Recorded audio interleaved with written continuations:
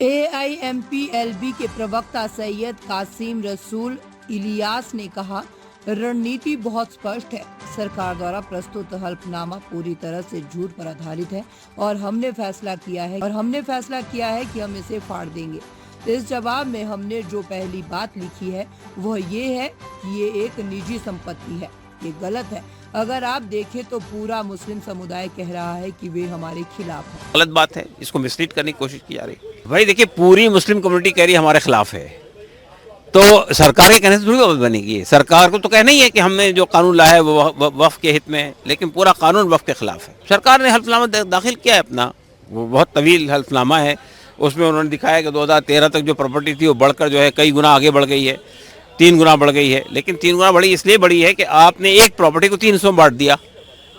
तो ये तो हमने तो सबमिट कर दिया ना। हमने ये कहा कि देखिए, प्रॉपर्टी के एरिया में कोई फ़र्क नहीं पड़ रहा है, प्रॉपर्टी में फ़र्क पड़ रहा है।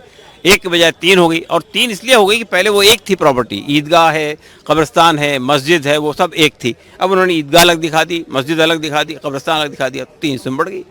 तो ये जो इस तरह से जो मिसलीड करने की कोशिश की जा रही है, ये तो सरकार को ये ज़ेब नहीं देता है कि वो झूठ बोले, कोर्ट में झूठ बोले। तो ये तो बहरहाल इसको हमने अपने रिजॉइंडर में साफ कर दिया है कि ये जो बिल्कुल सीधा झूठ बोला जा रहा है। नहीं, हमें उम्मीद है कि देखिए, ये कानून जो लाया गया है इसमें संविधान का उल्लंघन है, ये डिस्क्रिमिनेटरी लॉ है, ये एंटी कॉन्स्टिट्यूशनल है, ये एक पर्टिकुलर समुदाय से पूरी उनकी हक को छीनने की कोशिश है।